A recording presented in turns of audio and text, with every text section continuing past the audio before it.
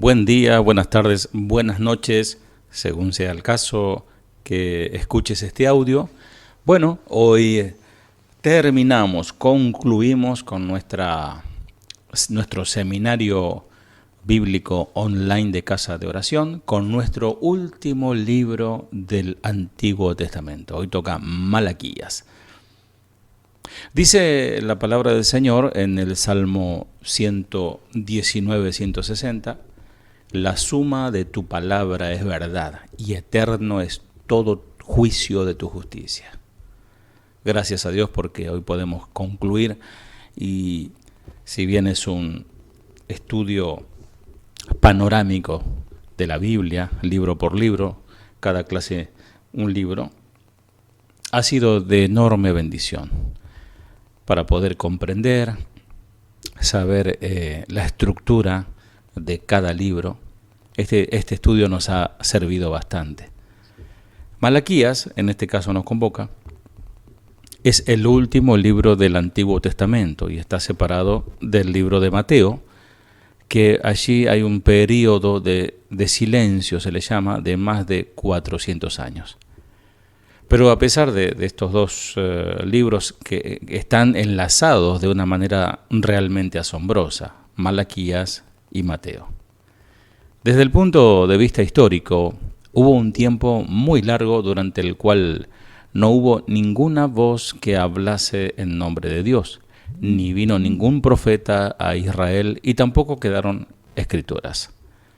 No hubo ningún estímulo de parte de Dios y los cielos guardaron silencio. Pero con todo y con eso, la historia continuaba. En Israel y entre los judíos estaban sucediendo acontecimientos asombrosos. Se estaban formando instituciones nuevas, que aparece al principio del Nuevo Testamento, pero que no ha quedado constancia de nada de esto para nosotros en la historia sagrada de la Biblia. Obvio que sí hay libros históricos, como por ejemplo Primera, Segunda, Tercera y Cuarta de los Macabeos, que si bien es un libro no reconocido como canónico, son libros históricos. Y Malaquías es el último de los profetas menores y la última voz profética que habría de hablar a Israel. Los tres últimos del Antiguo Testamento, Ageo, Zacarías y Malaquías, fueron todos ellos escritos después de que los israelitas regresaron de su cautividad en Babilonia. Pero el pueblo no volvió junto formando un grupo alegre, sino que hubo una separación y volvieron en 2 o 3 grupos, comenzando el primero alrededor del año 535 a.C., en esa época.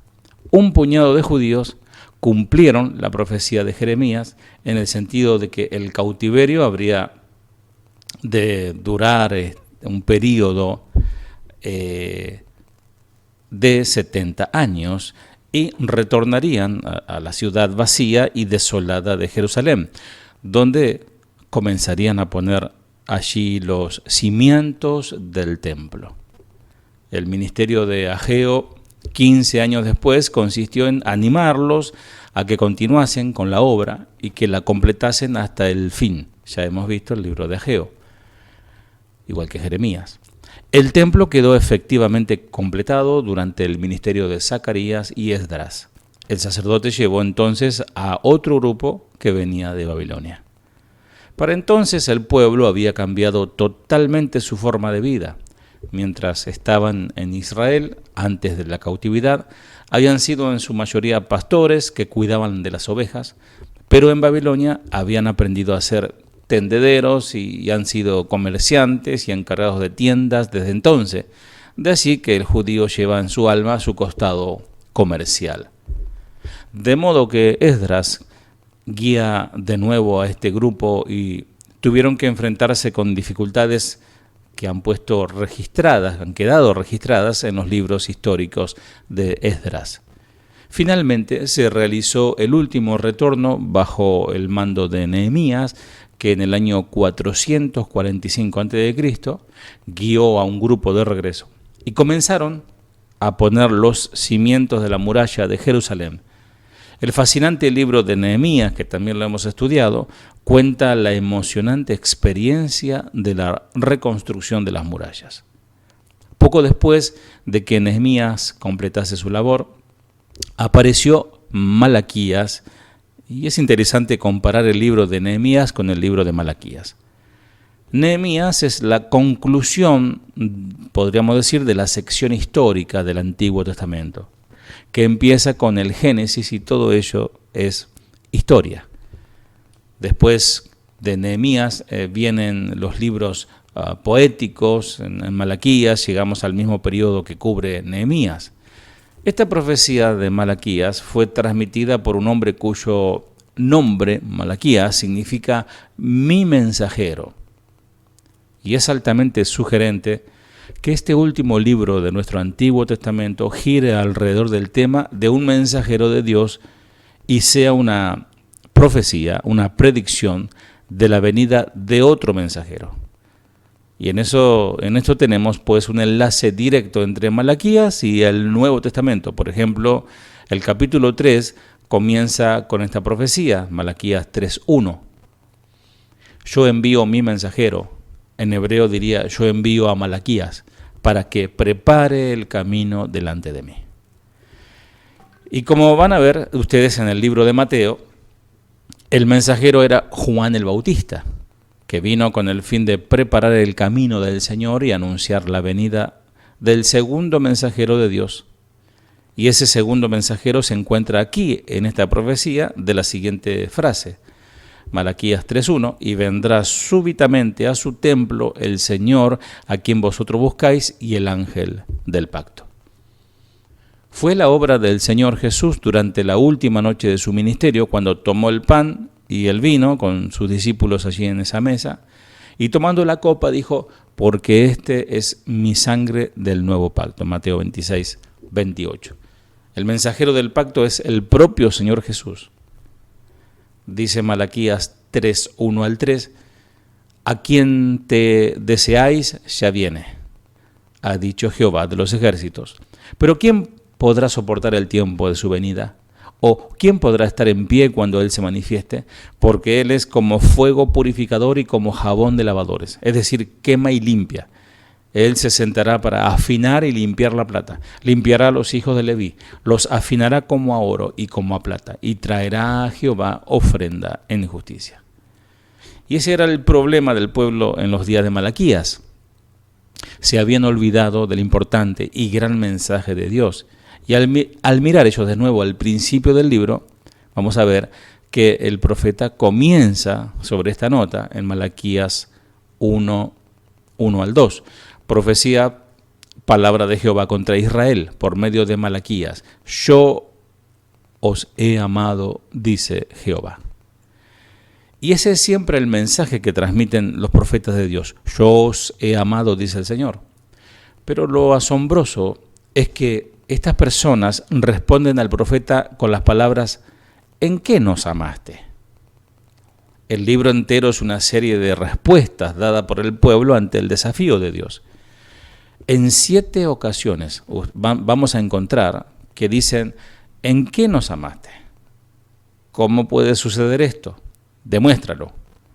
Y al repasar, ustedes van a ver de qué manera revelan el estado del corazón de este pueblo. Y aquí tenemos a un Dios bastante comunicativo a través del profeta. Y Dios es siempre así, siempre va a hablar, derramando su amor. Pero aquí tenemos a un pueblo insensible que se ha vuelto indiferente y que no reacciona frente a Dios, hasta el punto de que son capaces de preguntar con toda sinceridad. Esto es algo que no vemos, decían ellos. ¿Qué quieres decir con esto? ¿Por qué nos dices estas cosas? Y ese es el tema que aparece en todo el libro. La respuesta que Dios da a su pregunta, ¿cómo nos has amado?, es recordarles que los ha amado desde el principio, del principio mismo de la raza, desde los tiempos de Jacob y de Esaú. Les dice, mirad toda la raza, la historia de Esaú ha sido una de continuos conflictos, de desastres y de problemas, porque Les dice, he amado a Jacob, pero he aborrecido a Esaú. Si queréis entender mi amor, fijaos en uno que no ha estado disfrutando de mi amor. Fijaos en la historia de Esaú y veréis lo diferente que es su historia a la vuestra, a pesar del hecho de que Jacob y Esaú fueron gemelos. Esto está en los versículos 2 y 3, que dice, no era Esaú hermano de Jacob, dice Jehová, sin embargo, amé a Jacob y a Esaú aborrecí. Malaquías 1, 2 y la segunda parte del 3. Este hecho produce inquietud a muchas personas, pero encontramos la explicación en el libro de Hebreos, en el Nuevo Testamento, donde se nos dice que Esaú había despreciado su primogenitura y por lo tanto no concedía valor alguno a los asuntos espirituales. Esto lo podés encontrar en Hebreos capítulo 12, 16. Tratando a Dios con total y absoluta indiferencia. Así fue la actitud de Esaú. Aquellas cosas que Dios consideraba de gran valor, para Esaú no valían nada. Las consideraba como cosas triviales y sin importancia. Las trataba así de ese modo. Y es debido a esa actitud de Esaú, por lo que Dios dice, amé a Jacob y a Esaú aborrecí. Si ustedes hubiesen conocido a estos dos hombres, probablemente hubiesen amado a Esaú y hubiesen aborrecido a Jacob, al revés. ¿Por qué? Porque Jacob era maquinador, usurpador, el hombre de los grandes planes, el suplantador, el villano que no merecía ninguna confianza, porque cuando te descuidabas se aprovechaba. En cambio, Esaú era un gran hombre de los espacios al aire libre, enérgico, abierto, sincero, fuerte, que le gustaba alardear de sus hazañas como cazador, un hombre fornido, disfrutaba de la vida al aire libre. De los dos, Esaú es el que nos da la impresión de ser el mejor, pero Dios dice, amé a Jacob porque en su corazón hay un gran anhelo y ansias por las cosas profundas de la vida de Dios. Jacob quiere algo más de lo que hay en la superficie de la tierra. Y eso es algo que siempre toca el corazón de Dios. Y el pueblo en ese momento pensaba en su mayoría y simpatizaba con Esaú. Y Dios acusa a los israelitas de problemas muy concretos, pero en esta ocasión ellos le responden, ¿de qué estás hablando, Señor? Malaquías 1:6. El hijo honra al padre, el siervo a su señor. Si, pues, yo soy padre, ¿dónde está mi honra? Y si soy señor, ¿dónde está mi temor? Dice Jehová de los ejércitos a vosotros, sacerdotes, que menospreciáis mi nombre y decís, ¿en qué hemos menospreciado tu nombre? Y esa es la acusación que le hace Dios, despreciáis mi nombre. Y ellos le responden, ¿de qué manera hemos despreciado tu nombre? ¿Qué quiere decir con esto? Y el Señor vuelve a contestarle, en que ofrecéis sobre mi altar pan inmundo. Malaquías 1:7. El pueblo ofrecía sacrificio impropio a Dios. Por ejemplo, al pensar solo en lo que les convenía ser lo más barato posible, ofrecían a Dios lo más barato posible. Segundo, eran negligentes, no les importaban lo que ofrecían en sacrificio. Y tercero, desobedecían totalmente, ofreciendo sacrificios a su manera y no como Dios lo había establecido, lo había ordenado. Estos métodos que utilizaban al ofrecer sacrificio mostraban su verdadera actitud hacia Dios. Vuestra actitud y vuestras acciones hacia mí son una ostentación vulgar. Os sentís satisfechos con ofrecerme solo la basura y las cosas contaminadas, pero ellos persisten en el tema. ¿En qué te hemos deshonrado? Malaquías 1:7. Y Dios le habla de nuevo, con toda claridad, siempre que le preguntamos a Dios cómo, Él nos dice, y en este caso Él responde, cuando ofrecéis el animal ciego para el sacrificio, ¿acaso no es malo? Asimismo, cuando ofrecéis el cojo o el enfermo, ¿acaso no es malo? Preséntalo pues a tu príncipe. Malaquías 1:8. ¿Os vais a librar haciendo cosas semejantes? les pregunta Dios. Vosotros que os sentís satisfechos con ser superficiales y chapuceros en lo que se refiere a vuestra experiencia religiosa, intentad aplicar esa misma actitud de dejadez en vuestra vida de negocios y veréis si os vais a salir con la vuestra. Y a pesar de todo lo que decís que estáis honrando mi nombre, pretendiendo adorarme y ser mi pueblo. El Dios de Israel siempre ve nuestras excusas, Él siempre ve nuestra falsa hipocresía o nuestra verdadera hipocresía, nuestra falsa humildad, para llegar al fondo del verdadero asunto. Y esto lo vemos claramente en las acusaciones que les hace con respecto a su actitud en relación con la adoración, porque ellos estaban siendo muy profesionales en este aspecto, pero estaban completamente aburridos. Fíjate lo que dice Malaquías 1:13. Además, habéis dicho, qué fastidio es esto, y me despreciáis, dice Jehová de los ejércitos. Trajisteis lo robado, lo cojo, lo enfermo, y me lo presentáis como ofrenda. ¿Y qué es lo que está mal en este caso? ¿A dónde ha ido a parar todo el entusiasmo? Y estos son siempre los síntomas de un pueblo que cree que Dios va a quedar satisfecho con algo menos que el amor, con la mediocridad, con lo que me sobra, con lo que no quiero, con lo que no uso, eso se lo doy a Dios. Y el gran mandamiento dice, amarás al Señor tu Dios con todo tu corazón, con toda tu alma y con toda tu mente. Amarás a tu prójimo como a ti mismo. Mateo 22, 37 al 39. Nada menos que eso satisfará a Dios. Pero aquí tenemos a un pueblo que se ha visto rodeado por el amor de Dios y que han recibido su gracia durante siglos y siglos. A pesar de lo cual, sus ojos se han vuelto tan ciegos que ni siquiera pueden darse cuenta de que le están ofendiendo, le están insultando con lo que están haciendo. El motivo de por qué les sucede esto es que el amor que sentían hacia Dios se ha enfriado, ha desaparecido, lo han perdido. La desaparición del amor se refleja siempre en una actitud de insensibilidad. Y es lo que hallamos en este caso. Al continuar con la lectura de nuestro libro, van a ver que ellos estaban siendo hipócritas. Dios les acusa de eso en el capítulo 2. Dice que su hipocresía es realmente malvada y su influencia estaba haciendo que otros también se desvíen. Dice, mas vosotros os habéis apartado del camino, habéis hecho tropezar a muchos en la ley. Malaquías 2:8. Le estáis diciendo cosas que están mal porque ni siquiera sabéis que están mal. Y este es el terrible aspecto de esta clase de vida. Y a continuación, Dios les acusa de haber fracasado en sus principios morales.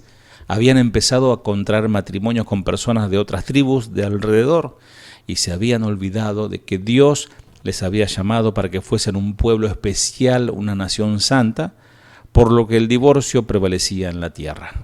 Fíjate lo que dice, pero aún hacéis más, cubrís el altar de Jehová de lágrimas, de llantos y de clamor, así que no miraré más la ofrenda, ni la aceptaré con gusto de vuestras manos. Malaquías 2:13, palabra fuerte, ¿no?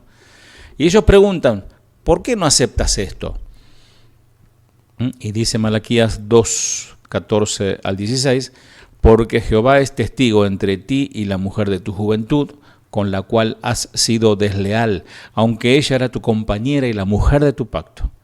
¿No hizo él un solo ser, en el cual hay abundancia de espíritu? ¿Y por qué uno? Porque buscaba una descendencia para Dios. Guardaos pues en vuestro espíritu y no seáis desleales para con la mujer de vuestra juventud, porque dice Jehová, Dios de Israel, que Él aborrece el repudio, es decir, el divorcio. Y esto suena como algo que sucede actualmente, ¿no?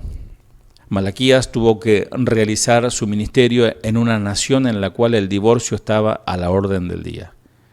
Y más que eso, entre una sociedad en la que la confusión moral y el cinismo imperaba en aquellos tiempos. El profeta dice, habéis hecho cansar a Jehová con vuestras palabras. Malaquías 2:17. Es decir, ellos querían dar ofrenda, ellos querían adorar al Señor, pero estaban engañando a sus mujeres, estaban siendo desleales y Dios estaba en contra de eso. Y ellos se sienten asombrados ante tal acusación y dicen, ¿en qué te hemos cansado? Pueblo terrible, ¿eh? ¿En qué te hemos cansado? Malaquías 2:17. Y la respuesta es bastante contundente y no se hace esperar.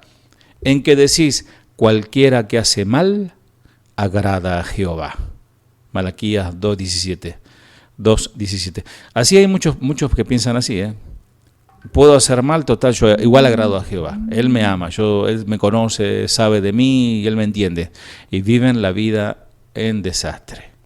Hace poco escuché en radio a alguien que sugería que la obscenidad y la pornografía, la libre expresión del lenguaje vulgar y las malas palabras, en otras cosas, era bueno que como libertad de expresión y que era malo reprimir esa clase de lenguaje o censurarlo en nuestro lenguaje y literatura. Otros dicen que la disciplina de los padres es algo malo, que perjudica a los hijos y acaba con su motivación, eliminando su habilidad para desarrollarse debidamente. Y es que cosas así, amados, reflejan claramente la confusión moral de nuestros días, de nuestra sociedad. Y esto es siempre el resultado cuando una nación ofrece menos que un amor ferviente a Dios. Cuando cree que el ritualismo, el formulismo, el activismo puede satisfacer al corazón de Dios, y estas personas preguntan, ¿dónde está el Dios de justicia? Malaquías 2:17. Bueno, la verdad es que cualquiera puede hacer lo que le venga en gana sin consecuencia. Eso estaban diciendo. Que no hay normas y que todo es relativo. No hay un Dios de justicia que diga lo que esté bien y lo que esté mal. Entonces, y como vemos, a veces pensamos que todo esto es nuevo, pero incluso 400 años antes de Cristo, esto ya era un tema antiguo. A continuación viene la gran profecía. Malaquías eleva sus ojos y ve que el corazón de este pueblo está tan endurecido que ni siquiera reaccionan frente a las acusaciones que Dios les está haciendo. No eran conscientes de lo que estaba pasando, de lo que sucedía. Y estas cosas estaban allí, pero ellos no querían darse cuenta. Así que el profeta, mirando a lo largo de lo que resultaron ser 400 años, dice, el Señor se ocupará de esto, os enviará a uno que os despertará, uno que os dirá la verdad. Será como el fuego purificador, quemando la hipocresía y la indiferencia exterior de vuestra religión para llegar al fondo mismo del corazón. Será como la lejía para lo que están dispuestos. Él les limpiará y enderezará la situación. Podréis reconocerle porque ante él irá un mensajero para preparar el camino y de repente vendrá a su tiempo. Y desde luego, todo esto se cumple de manera maravillosa en el Nuevo Testamento. Y luego viene otra serie de acusaciones en la que el Señor habla de nuevo acerca de sus vidas y les dice, volveos a mí y yo me volveré a vosotros. Así ha dicho Jehová de los ejércitos. Malaquías 3:7. Y el pueblo dice, ¿en qué hemos de volvernos? No fuimos a ninguna parte, irónicamente, ¿no? ¿Qué querés decir con eso de volvernos? Te estamos sirviendo en el templo, te estamos llevando los sacrificios, las ofrendas adecuadas, estamos llevando a cabo el ritual, cantamos, ofrendamos, como lo estableciste. ¿Qué querés decir con que volvamos a ti? Y mediante esta respuesta deja muy claro la ceguera de sus corazones. No se daban cuenta de que, aunque la forma exterior era correcta, cualquiera que pasaba podría decir, qué personas santas, qué hombres santos, piadosos, que están en la iglesia sirviendo, haciendo cosas. Pero sus corazones se hallaban alejados de Dios. Entonces Dios les dice, me estáis robando, me están robando. Yo te pregunto a vos que estás escuchando, ¿qué sentís cuando te das cuenta que en el tren o en el ómnibus alguien está hurgando con sus dedos en tu cartera o en tu bolsillo tratando de sacarte dinero? ¿No sentís indignación? Bueno, eso es lo que estaba manifestando el Señor, me están robando. Y a lo que ellos contestan, el pueblo, ¿de qué manera te estamos robando? ¿Cómo te estamos robando? Y la respuesta de Dios no se deja esperar y le dice, en los diezmos y en las ofrendas. Toda la nación me está robando. Interesante porque dice toda la nación, es decir, ahí estaban todos de acuerdo, tanto los que amaban la ley como los que estaban torcidos, porque el amor al dinero es más fuerte, ¿eh? Toda la nación me estáis robando y estáis usando el dinero con el que os bendije para vuestros propios fines. Traed todo el diezmo al tesoro y haya alimento en mi casa. Ahora bien, ¿con qué frecuencia se arranca este versículo del Antiguo Testamento y se usa para establecer una norma legalista en las ofrendas de la iglesia, ¿no? Yo he oído hasta personas decir que tuvieron visiones y fueron al infierno y encontraron mucha gente allí ardiendo porque no diezmaban. Bueno, eso es un poco una exageración de este texto. Este versículo fue dirigido a Israel dentro de los límites del sistema bajo el cual vivía Israel en los tiempos antiguos. Pero con todo y con eso, el principio sigue siendo justo, porque es justo delante de Dios dar en ofrenda de lo que hemos recibido de Él. No debemos nunca tomar todo aquello con lo que Dios nos ha bendecido y usarlo para mejorar nuestras vidas, sino que debemos dar esa parte establecida, como dice el apóstol Pablo, como cada uno dispuso en su corazón, y con esa dádiva estaré reconociendo que todo lo que he recibido es para la gloria de Dios y viene de Dios. Y Dios dice, cuando hacéis esto, me estáis robando de mis derechos a usarlo para avanzar mi causa. Para eso es para lo que está establecido. Es muy posible que todos nosotros como cristianos hoy seamos muy superficiales en cumplir con nuestras obligaciones religiosas en la iglesia. Y, sin embargo, llevar una vida en la que lo único que hacemos es ocuparnos de nuestros propios fines, casi ya egoístas, hasta es posible que los convirtamos en realidad y que lleguemos a la cima. Pero un día tendremos que estar ante la presencia de aquel que pueda decirnos: durante toda tu vida me has robado mi derecho a ser yo mismo en tu vida. Por eso es por la que el llamamiento del Nuevo Testamento es presentar nuestros cuerpos como sacrificios vivos ante Dios. Para eso es que estamos aquí estudiando las Escrituras, para saber cuál es su voluntad. Para eso hemos sido llamados, y cualquiera otra cosa es robarle a Él de su herencia en los santos. Por eso dice Malaquías 3:10, traed todos los diezmos al alfolí y haya alimento en mi casa, y probadme ahora en esto, dice Jehová de los ejércitos, si no os abriré las ventanas de los cielos y derramaré sobre vosotros bendiciones hasta que sobreabunde. El plan de prosperidad incluye el diezmo, es así. Prosperidad de Dios, vale aclararlo, en un tiempo donde se ha tergiversado tanto este concepto. Mucha gente está incapacitada por su propia pobreza y esta es a menudo causada por su desobediencia a la palabra. Es un ciclo vicioso porque vive en pobreza, no puede dar porque no da, y porque no da vive en pobreza. De muchas maneras se manifiesta esta desobediencia. Una de ellas es robarle a Dios. Este pasaje claramente nos está diciendo que aquellos que retienen sus diezmos y ofrendas le están robando a Dios. En consecuencia, también se privan a sí mismos de las bendiciones que Dios desea otorgarles. Cuando uno cesa de dar, de diezmar, ofrendar, como quiera llamarle, está violando la voluntad de Dios. Y si uno viola la voluntad de Dios, entonces ésta no puede obrar a nuestro favor. Nada hará que un creyente sabio deje de ofrendar y diezmar, pero ella o él jamás diezmarán u ofrendarán con el objetivo de obtener algo de Dios. Más bien, la acción de dar procede de la obediencia y Dios siempre, siempre, siempre recompensa la obediencia. Y continúa acusándoles de cometer otras ofensas, Dios a través del profeta Malaquías al pueblo. Vuestras palabras contra mí han sido violentas, dice Jehová, y todavía preguntáis, ¿qué hemos hablado contra ti. Malaquías 3:13. Y la clara y contundente y rápida respuesta de Dios es: habéis dicho, por demás es servir a Dios. Ahora habla de otro tema, servir, el servicio, por demás es servir a Dios. ¿Qué provecho sacamos de guardar su ley y de andar tristes delante de Jehová del Señor? Suena como una frase conocida, ¿no les parece?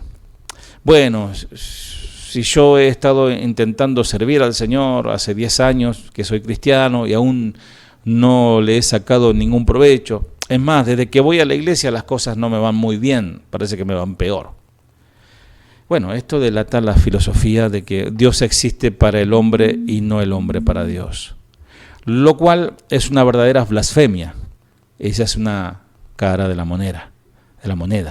Pero empezando con el versículo 16 del capítulo 3, hay un maravilloso y pequeño foco que se vuelve sobre el remanente que sí vive complaciendo a Dios.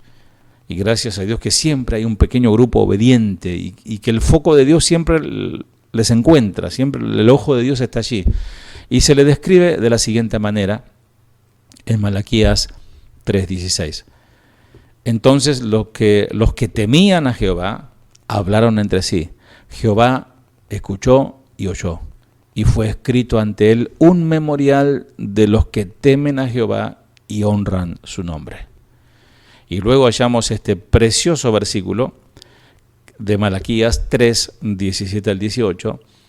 Dice: serán para mí especial tesoro. ¿Quién será para mí especial tesoro? Porque a veces cantamos, ¿no? Sí, yo soy tesoro, pero son los que obedecen, son los que tienen un corazón entregado totalmente en sus bienes, en su servicio, en su amor. Dice: esos serán para mí especial tesoro, dice Jehová de los ejércitos. En el día en que yo actúe, los perdonaré como un hombre perdona al hijo que le sirve.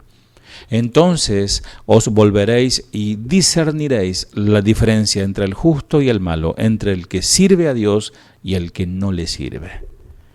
Fíjate muy bien en las dos cosas que señalan a los que son fieles en el día de la apostasía. En primer lugar, hablaron entre sí, dice que ellos recapacitaron, y esto no quiere decir simplemente que hablasen el uno al otro, sino que lo hacían con absoluta transparencia, con sinceridad, compartiendo el uno con el otro, animándose unos a otros, confesando sus puntos débiles y orando el uno por el otro. Y así permitían que los demás viesen cómo eran exactamente. Sí, pero eso era a nivel horizontal, ¿se dan cuenta? Pero también estaba el nivel vertical. Pensaban en su nombre, o sea, el nombre de Dios, que es siempre el gran recurso del pueblo de Dios. El nombre de Dios representa todo lo que Él es. De la misma manera que el nombre de cada uno de nosotros representa lo que somos, al firmar, por ejemplo, un documento, todo cuanto somos queda plasmado allí, queda asentado por el hecho de haber puesto nuestro nombre con nuestra mano. Aquellos hombres pensaban en el nombre de Dios. Si honramos su nombre, decían ellos, Él se encargará de nuestras cosas. Y aquí está la respuesta a la debilidad de la iglesia: honrar su nombre, echar mano de los recursos de Dios. Podemos eliminar de la iglesia todos sus soportes, sus edificios, sus ayudas visuales, sus comités, sus programas, todo lo demás, pero si tenemos a un pueblo que se ha acostumbrado a echar mano y a apoyarse en el nombre de Dios, no habremos perdido nada. Y eso es precisamente lo que necesita escuchar una vez más el pueblo. Ahora el profeta eleva sus ojos para ver de nuevo ese día que vendrá.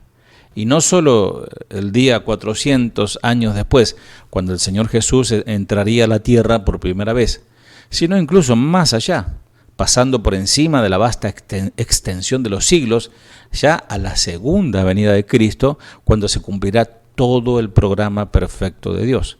Malaquías 4:1 al 2. Ciertamente viene el día, ardiente como un horno, y todos los soberbios y todos los que hacen maldad serán estopa.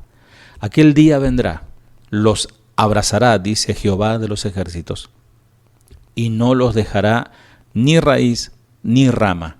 Mas para vosotros, los que teméis mi nombre, nacerá el sol de justicia y en sus alas traerá salvación.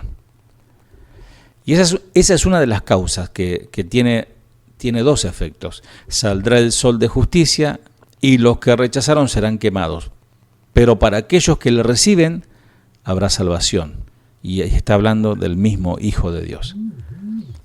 Sigue diciendo versículo 2 y 6 al 6 de Malaquías 4. Saldréis y saltaréis como becerros de la manada, pisotearéis a los malos, los cuales serán ceniza bajo las plantas de vuestros pies en el día en que yo actúe, dice Jehová de los ejércitos. Acordaos de la ley de Moisés, mi siervo. Yo os envío al profeta Elías antes que venga el día de Jehová, grande y terrible. Él hará volver el corazón de los padres hacia los hijos, el corazón de los hijos hacia los padres, no sea que yo venga y castigue la tierra con maldición. Bueno, y Cristo, Jesús, es la respuesta de Dios a la maldición. Es su solución a la maldición de la ley. Él nos ha redimido de la maldición de la ley, haciéndose maldición por causa nuestra. Por lo tanto, la solución de Dios es la gracia y el amor que se derrama, produciendo aún más bendición, trayéndonos a la luz del conocimiento de Cristo. Y toda la bendición que representa ese majestuoso nombre ha de ser nuestra. Y por eso es por lo que la tarea del cristiano es aprender a amar y a pensar todo el día en su nombre, es decir, en su persona. Amén. Bueno, haciendo un breve análisis de Malaquías, como hicimos con todos los libros, desde el Génesis hasta este último libro, hicimos el análisis del libro, por ejemplo, Malaquías, en hebreo es Malají, que significa mi mensajero. El autor del libro, bueno, Malaquías 1.1 identifica al autor del libro como Malaquías, el profeta. La fecha de su escritura fue probablemente escrito entre el año 440 y 400 a.C. El propósito de la escritura. Esta era una advertencia de Dios a través de Malaquías para decirle a la gente que regresara a Dios, mientras el último libro del Antiguo Testamento se cierra. El pronunciamiento de la justicia y la promesa de Dios de su restauración a través de la venida del Mesías. Esto resuena en los oídos de los israelitas. Sobrevienen 400 años de silencio, terminando con un mensaje similar del siguiente profeta de Dios, Juan el Bautista, proclamando: arrepiéntanse de sus pecados y vuelvan a Dios porque el reino de los cielos se ha acercado. Mateo capítulo 3, 2. Malaquías usó el método de preguntas y respuestas, como la demuestra el hecho de que hay no menos de 23 preguntas en el libro. La aplicación práctica, bueno, Dios no se complace cuando no obedecemos sus mandamientos. Él les devolverá el pago a aquellos que no lo escuchan. En cuanto al aborrecimiento de Dios por el divorcio, ahí en 2.16, Dios toma muy seriamente el pacto del matrimonio y no quiere que sea quebrantado. Así que si te vas a tomar el compromiso del casamiento, es para toda la vida. Tenés que saberlo, tenés que saber esto, porque Dios aborrece el divorcio. Y si estás casado, es para toda la vida. Dios ve nuestros corazones, así que Él sabe cuáles son nuestras intenciones. Nada puede esconderse de Él. Él regresará y será el juez, pero si regresamos a Él, Él regresará a nosotros. Por eso dice: volveos a mí y yo me volveré a vosotros. Bueno, aquí concluimos nuestro hermoso libro de hoy y damos muchas gracias al Señor por permitirnos concluir y llegar a este punto final de Malaquías y del Antiguo Testamento. Así que si el Señor no dice otra cosa, continuaremos, o mejor dicho, comenzaremos con el Nuevo Testamento. Que Dios te bendiga. Fiel es Dios, que no nos dejará, ser tentados más de lo que podamos soportar. Fiel es Dios, que no nos dejará ser tentados más de lo que